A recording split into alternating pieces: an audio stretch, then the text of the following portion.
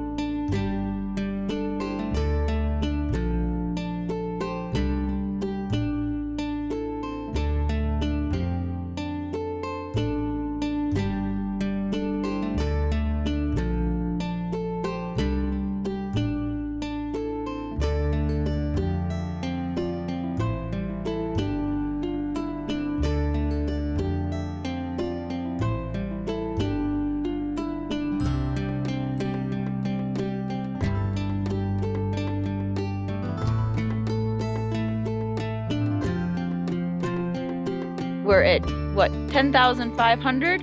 It's July 29th, and yep, there's still snow. We are standing in front of a glacier. Ta-da! It's the only glacier in Nevada. What's left of it. Or, yeah. The glacier, I mean, not Nevada. But so while you're in Great Basin National Park, if you do the Bristlecone Pine Loop Trail, whatever the interpretive loop that's there. It connects to Glacier Rock Trail, and you keep going up and up and up. Up, until you get to 10,940 feet. Above us is Wheeler Peak, and then this is Wheeler Peak Glacier. And it's pretty cool. This is the first glacier, the closest you've been. I guess to a closest, glacier? because we went to Glacier National Park where we did see glaciers, but we couldn't really get to them necessarily. Yeah. But like, I've been up close to glaciers in Alaska. You've not been there. This is the closest you've been to a glacier. It's hard to distinguish what's snow versus glacier, so I'm taking their word for it that that's the glacier versus the other snow that we walked on. I'm sure there's some geological difference that I do know the difference, but visually it's hard to see. And they said especially because the rock here has started to sort of crumble and it's covering the glacier, so a good chunk of the glacier is now under rock here. Well, and actually said there is a section of this that they're considering a rock glacier, that it's all made of rock, but it's continuing to move. So you have to stay on the trail because you never know what's going to happen while the rocks are moving. But anyway, this was a pretty cool hike. You can tire out pretty easy. The air is thin. Yeah, you do get up high enough here that you still need to be prepared, and you can hike to Wheeler Peak behind us. I mean, it's a different trail that you have to take, and so standing here at the sort of the base of it, looking up and realizing, yeah, that's at 13,000 feet, and we're at 10,000 feet, so that's quite a ways to go. Yeah. If you were to do that hike. We talked about it, but we're almost at 11. Give us some credit. Okay, it's like 10-9. We're at 11, so yeah, we're pretty darn close, but. Yeah, that I realize how high that is up there, and I mean the views up here are just amazing. If you look out over the Great Basin, you can see the other mountains and the desert plains, and it's very cool. It's not an easy hike, but it was worth it. Really cool to see this and to get up here. So now we're gonna just take some time and take it all in. Second hike of the day at Great Basin National Park. Second hike, third trail. I guess so. The first one was kind of a joint trail, but this is it had two different names. Well, you did the Bristlecone Pine, and that connects to Rock Glacier, which is what we ended up doing, or Glacier Rock. The Glacier Trail. The Glacier Trail. We did that. And now we're going to the Alpine Lakes. Alpine Lakes Trail. This is a loop. It's what, not quite 3 miles? We'll guess so. The signs are a little inconsistent, shall we say.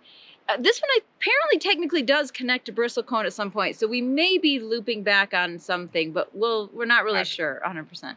This morning's hike had a 1,200-foot elevation gain. This one's only 450. Oh yeah, easy peasy. But we're not on fresh legs. No, we put our 5 miles in, then we went and had lunch, and now we're gonna go back out there. And it's a weird combination of like chilly because the wind is blowing and you're in the shade, but then it's hot in the sun, and so I just put the long sleeve shirt on for both sun protection and wind protection. And we're still at high elevation, so. Oh yeah, we're at 10,000 feet here. Yeah, like the parking lot starts at 10,000 feet. So, All right. Well, here we go. This trail ain't gonna hike itself, so. Oh, here we go. So far, the Alpine Lake Trail has been quite different than the Bristlecone Trail, and we said it wasn't going as high. So different elevation means different type of trees, animals, vegetation, and everything. So now we've got this gorgeous sort of alpine meadow. We've got aspen trees, and then the mountains in the background. So hopefully we'll find those lakes pretty soon. But it's sure pretty out here, just different. Stella! All right, we found the first of the 2 lakes. This is Stella Lake, in case you couldn't tell. These are glacial lakes. They said they were both formed when glaciers came through the area, then receded. And they are continuously here, and they're fed by snowmelt and sometimes rain. So they're pretty cold. I did stick my hand in a little bit. I mean, there was a little kid splashing around in there. I don't know if I would do that, but it sure is clear. I mean, it's crystal clear, a teal, blue, greenish color. It's really pretty. Alpine Lake number 2. Teresa Lake. Teresa. And this isn't she gorgeous? This is a really different color. It's like an aquamarine or... I mean, the other one kind of was too, but this one's much more so. It's very much more the greenish color. It's brighter. Yeah. In some ways. So, yeah, really cool. This is a neat little hike out here. It's very peaceful. It would be a great place to bring your lunch, which we wish we had done, but we didn't know really about this one or how it connected. So we went back to the car and had lunch first, but I would pack a lunch. There's a couple benches, and I would have lunch out here. Because as you do this loop, the way they end the loop is you're back on the Bristlecone Pine Trail. So when you're coming back on Bristlecone Cone, you could just take this part of the Alpine Lake loop, as they call it, see both of the lakes. You could stop and have lunch, take your time. It is a pretty good climb, I think, going back, as opposed to the way we just came down. If we had come from Bristlecone and then gone around, it would have been more uphill and then downhill, whereas we're basically going downhill. We went a little uphill at the beginning, but now we're going to go downhill pretty much the whole way. Yeah, because we're going to go downhill to Bristlecone Cone Trail and then down back to the parking area. Woo, got a little windy. But whichever direction you want to do it, these lakes are worth seeing. We're up early on Sunday morning for our first hike of the day, probably our only hike of the day because we have something else special planned later. But we're doing the Baker Lake Trail, although we're only going to do just the small fork of it, so it's like the Baker Creek Loop. It's about 3 miles. Supposedly there's a little elevation, but you're following the creek. It's supposed to be pretty with a meadow and trees, so let's go find out.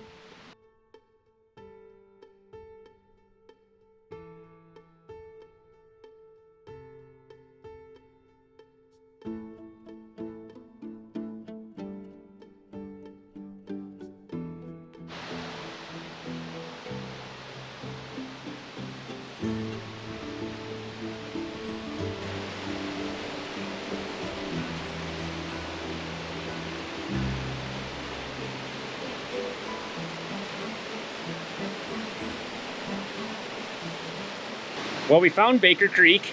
You might be able to hear it in the background. It's really roaring up here. It's really pretty though. We're up here in the woods. You've got the sun filtering through, little butterflies everywhere, and the creek in the background. And yeah, it's rushing pretty good out here. We are at the split where you can now turn back towards the trailhead, which is what we're going to do because we're taking the shorter 3-mile loop this morning because that's what we have time for. You can also continue. It's another 4 miles to Baker Lake, which is supposed to be really pretty. It's another alpine lake here. But you mentioned, like on the map, there's a number of different cutoffs that you could come back around on, well, right? I wouldn't call them cutoffs. They're actually much longer. There's 2 different alpine lakes, Baker and Johnson. There's the South Fork Creek Loop. That's like a 1,500-foot climb. A number of different options out in this section. We met a gentleman that we passed, and he had just come off of 2 nights of backpacking out here and had done the entire loop, which I think is something like 16 some miles. And you're basically making your own path at some point. There's no specific designated trail. I mean, they know you can do it. So there's a lot of options in this Baker Creek area. And I wish we had more time because it was really pretty out here.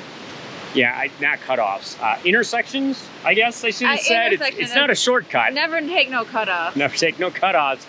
Yes. If you haven't read the Donner Party story, check that out. But yeah, that was neat. He said it was really pretty. And he said the further in you go, the prettier it gets, which makes a lot of sense because it's just getting greener as you go. And I think those alpine lakes would be really neat to see. I wish we had time for that today, but after our hike yesterday, and just like I said, we have a little bit of a special adventure this afternoon, and hopefully we'll be back because this is a really pretty national park that I think is underrated given how few people are here, and the fact that I think this is one that neither of us had really heard of before until a few weeks ago. So yeah, I think it's definitely worth checking out, especially these kind of hidden trails that are a little off the beaten path. Well, we completed the Baker Creek Loop. We're back at the trailhead. I wanted to mention, not a huge parking lot, 6 or 7 spaces. Yeah, and you could park a kind of on the edges if you want to do, but for the amount of traffic that this trailhead gets, that's about right. Yeah, there is a pit toilet here if you need it, so that's nice to have before you hit the trail. The dirt road in, it's about 3 miles. Parts of it had pretty good washboard on it, at least today. I'm sure that changes, but it's just something to be aware of. It can happen. The trail itself was nice. For some reason, that elevation change was more than I was expecting, and I don't know why, because we've been in Great Basin for 3 days, and everything is uphill here. And I told you it was going to be 800 feet change. So, some of it was a little steeper than I expected, but more interesting to me was if you take the Baker Creek Loop, the trail coming down, the second half, was even steeper coming down, I thought. Yes, which is why the ranger had told me to do it clockwise, because going up that first part would have been really rocky and steep, and it's a little bit looser rocks and gravel. Whereas, I mean, coming down is no picnic because then you're worried about slipping the whole time. But at least coming down, you were in the shade more actually because you were going through more of the trees. Whereas going up, you're kind of more in the open meadow area a little bit. I mean, it's uphill both ways in some parts and downhill both ways in some parts because you're climbing a mountain and there's going to be ups and downs. But man, was that sure pretty up in there with all the aspen and the pine and the 2 creeks. And oh, that was a lovely little trail. And we only saw one person the whole time. Maybe that should be a slogan for Great Basin National Park. There are going to be some ups and downs. Well, I mean, even their logo is like, woo. Yep. Yeah, that describes this place. But yeah, Baker Creek, if you go out to Baker Creek, if you make it out to the lake, really nice trail. I thought it was cool. We just got done doing one of the most iconic things here at Great Basin National Park, and that is the Lehman Caves tour. And that was magical, mysterious, amazing, all the things because well, you're down underground and there's all sorts of stalagmites, stalactites, and all sorts of other cool rock formations down there. Yeah, it is fascinating because we've been visiting all these national parks in Utah where water is essentially eroding the rock to make neat formations for us all to look at and enjoy. And down in this cave, water is creating rock and formations. So it's the exact opposite, I guess, because it's, underground instead of above ground. And actually, speaking of underground and above ground, behind us is the original natural entrance to the cave, which they used until about 1940. This cave was discovered in, I think, 1885, somewhere around there. Yeah, by Ab Lehman. Ab Lehman, that's why it's named that. But in around 39 or so, they ended up blasting a tunnel into the hillside. So that's what you use now for an entrance and an exit. There's 2 different tunnels to get in and out of the cave. But it was a really neat experience. We did the longer of the 2 tours. It was about 90 minutes. And it was worth it. It was just really cool in there. That was neat. And, the entrance behind us now is sort of barred off and cemented over because they wanted to close it to the public so people weren't falling down there and having issues, when they opened the tunnel. But to imagine just walking along and like discovering this hole in the ground. And, when Ab came along and first found this and went down and started exploring and, they gave us a taste of that when they turned the lights out and it is pitch black. I mean, there's no light. And these folks in the late 1800s, they're going down there with just a candle, maybe an oil burning, lantern at some point, but usually just a candle. And, we had flashlights and, modern electricity that they've kind of installed in the cave now. So we get to see a really cool experience. I can't imagine what it was like when they were first going down in there. But it's very, very cool. Well worth that trip for sure. Yeah, it's about 2.2 miles worth of cave, they said. So it's not as huge as like Carlsbad Cavern or Mammoth Cave, that kind of thing. But you got to do about 3/4 of a mile inside, I think is what Ranger told us. And the interesting part, though, is it's not as huge as some of these other caves you've heard about, but it has a tremendous number of things, and I can't think of what the word is. There's a general grouping for the stalagmites, stalactites, stalagmites, all that kind of stuff. She only told us like 8,000 times. I can't remember what the word is, but there's a lot of different types of formations in this relatively small area of cave. So yeah, obviously we were excited to go in there and do that and came out and wanted to talk about it. So if you are at Great Basin, there is an additional charge to go in and do the cave tour, but I think it's totally worth it. It was well worth it. Just a couple things to note. It's only about 50 to 52 degrees down in that cave. So make sure you have some sort of jacket, sweatshirt. I had a tank top in my flannel shirt, and I actually would have put one more layer on, I think, or a heavier duty sweatshirt. I'm usually not that cold, but after the end of 90 minutes, I was sort of damp cold. And so I had capris and my long sleeve shirt on. And I said, I probably would have put one more layer or at least a heavier layer on just because you are down there long enough and you're standing around chatting, looking at things. So just be prepared. I mean, they do warn you about that, but I'm telling you what my experience was. Well, and yeah, to take them seriously, it's, it's chilly at 50 degrees, but it's damp down there. Yeah, and I think that's the other part of it. Well, one interesting little side note about the tour is that in the 1960s, they built a civil defense storage room down here because they thought that in case of nuclear attack, they could put about 3,000 people down in these caves. I commented on the way out that I would have taken my chances with the nuclear winter because it was way too cold for me to stay down there. Well, and it does get a little claustrophobic in some places, and it's just crazy that the ways that the original folks that found this made it through, and then they blasted some other tunnels to make it wider open, and now there's stairs that they've installed and a cement floor. So I mean, it's a pretty good touristy thing now that you can go through. But man, those formations were really cool, and they used to hold weddings and dances and other events. The local Elks and Lions Club apparently used to have their meetings in there. That's why it's called the Lodge Room, because that's where their meetings were. I mean, this cave's been used for all sorts of things. Now it's, you know, run by the National Park Service, so it's a little more controlled. But man, if you get a chance to get here, make sure you do the Lehman Cave tour. So whether you're exploring underground or you're hiking above ground, there's plenty of things to do and see here at Great Basin National Park. In fact, we'd love to come back sometime because I'd love to do one of the most iconic hikes in this park, which is hiking all the way to the top of Wheeler Peak, which is, I believe, the second tallest peak in all of Nevada at 13,000 something. And you can hike all the way to the top of that, but it's a good probably 8-hour round trip. It's an 8-mile, basically like 2,000 feet straight up that hill. And it looked amazing, and we saw people doing it, so that will have to wait. But put it on your bucket list because I think that would be a great hike, in addition to all of the smaller things that are here to do at the park. And I think one of the things about this park that I liked is there's very few people. Oh, very few people. This is the opposite of Zion. So if you've seen our Zion video, this is the opposite of Zion. Yeah, the exact opposite. We saw very few people out on the trails. We've seen people. The most we saw was all the people at the astronomy thing. Yeah, where were all these people all weekend? I have no idea. I guess they were all in the campgrounds and they all came together at the astronomy thing. But this park is actually part of the Great Basin. The Great Basin is like 200 and some thousand acres. The national park is 77,000 acres of the 220,000 or whatever it is, and that's run by the National Park Service. What I found interesting, though, is I think they said 95% of the Great Basin is public land. It's overseen by an alphabet soup of government agencies besides the National Park Service. And every one of them handles their segment a little bit different for different purposes, but it's just a really neat geologic area. And if you get a chance to come to Nevada and you get a chance to come to Great Basin, there's plenty of room here for you because there aren't as many people. So get out there. Oh, just come in a tent or van, because you're not bringing your 45th fifth wheel here. Yeah, but bring something small and come enjoy Great Basin National Park. In the meantime, keep on trekking. And we'll see you out there.